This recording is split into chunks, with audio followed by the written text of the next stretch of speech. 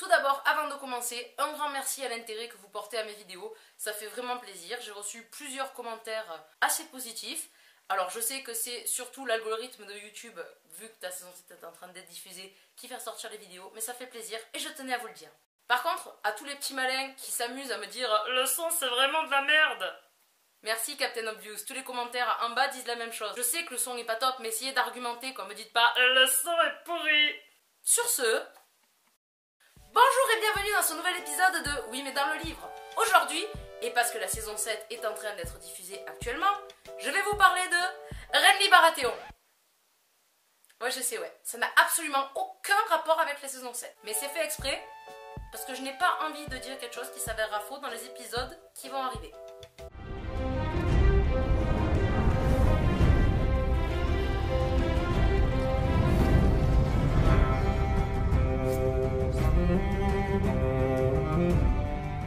En tout premier lieu, parlons de l'apparence de Renly.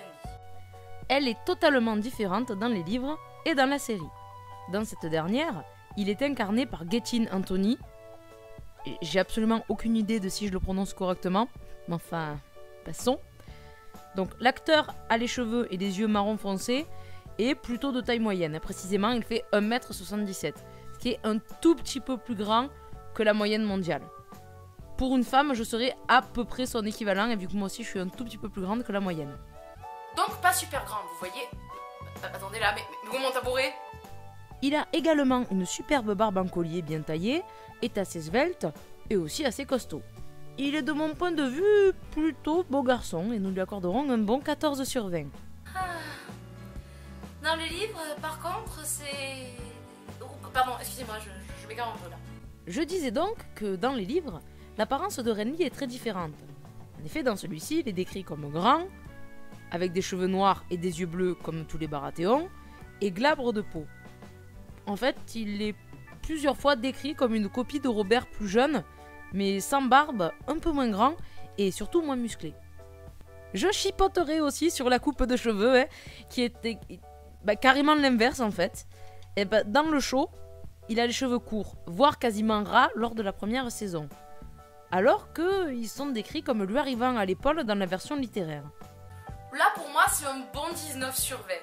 Et je crois que la plupart des femmes qui regardent cette vidéo, ou les femmes de Westeros, seront toutes d'accord avec moi pour dire qu'il est plus beau dans le livre que dans la série. Si je vous mets une interprétation de la version littéraire à côté de la photo de l'acteur, c'est d'autant plus flagrant. Il est aussi à noter que l'acteur qui incarne Renly est plus petit que l'acteur qui incarne Loras, et ils n'ont pas l'air d'avoir une grosse différence d'âge. Cependant, dans le livre, ils ont quand même 5 ans de différence, et Loras n'est pas décrit comme quelqu'un de particulièrement grand, ce qui est pourtant le cas de Renly. Mais je pense que c'est volontaire de la part des showrunners, et je vous en parlerai dans la partie suivante. L'apparence de Renly est donc bien différente dans le livre et dans la série. Mais qu'en est-il de sa personnalité? Vous l'avez compris, cette dernière va aussi énormément changer dans le livre. La seule chose qui reste la même, c'est la sympathie du peuple pour le Benjamin des Baratheons. La version littéraire de Renly est beaucoup plus sûre et combative que sa version télévisuelle. Il nous est décrit dans les premiers tomes de A Song of Ice and Fire comme quelqu'un qui aime bien la chasse, les tournois, bref. Il n'a rien contre un petit peu de brutalité de temps en temps. Or, dans la saison 1, et contrairement au livre, on nous présente un Renly qui n'aime pas vraiment la chasse et la violence. Ça sera d'ailleurs montré lors de la très belle scène romantique entre lui et Loras Tyrell. Cette scène, en plus d'être très belle et tendre... Eh ben oui, un petit peu de douceur dans ce monde de brutes. Augustin ? Comment ça, ce que je viens de dire est par accord avec mon t-shirt ? nous expose leur rapport, les enjeux de leur relation, et nous prépare à ce qui va arriver en saison 2. Ici, et contrairement au livre, on voit bien que c'est Loras qui a une grande influence sur Renly et non l'inverse. Le chevalier aux fleurs tente de rendre son amant plus fort et lui explique à quel point il serait un bon monarque, parce qu'il est généreux, qu'il sait écouter et qu'il a toutes les qualités humaines d'un bon souverain. Dans le livre, bien entendu, cette scène n'existe pas, car nous n'avons pas les points de vue de Loras et de Renly. Et dans les mentions qui sont faites de leur relation, il semble que ce soit plutôt le charismatique Renly qui ait pris Loras sous son aile. C'est en tout cas ce que semble confirmer leur différence d'âge. Renly en a 22 au moment de sa mort et Loras 17. et on sait qu'ils avaient déjà une relation depuis un petit moment. Et à noter aussi que dans la version livresque, Laura c'est le page puis l'écuyer de Renly. Ce qui semble indiquer que c'est quand même bien Renly qui est à l'initiative de cette romance. Ou que Laura c'est très précoce. Ou pas d'ailleurs, hein, car dans le livre, leur relation n'est jamais réellement confirmée. Bon, cependant, entre vous et moi, on va pas se mentir, il y a trop d'indices qui vont dans ce sens pour ne pas y croire. La garde arc-en-ciel, quoi. Déjà, rien que ça... Plus sérieusement, cette relation fait écho dans le livre, et uniquement dans le livre, à ce qu'on appelle la pédérastie. Et non, je vous vois venir, ça n'est pas un gros mot. C'est une pratique que l'on retrouve un petit peu partout autour du monde, et puis depuis la nuit des temps quasiment, qui veut qu'un jeune homme rentre au service d'un homme plus âgé. Et cet homme plus âgé va le former pour toutes sortes de choses, hein, comme par exemple pour la guerre, ou pour la politique, ou pour les choses de la vie, quoi. Ces deux hommes partagent de forts sentiments qui vont de l'amitié à l'amour et ils sont liés plus ou moins toute leur vie. On retrouve ça surtout en Grèce, en tout cas c'est là qu'on est le plus renseigné et documenté, et je pourrais vous donner beaucoup d'exemples, mais le plus parlant c'est Achille et Patrocle.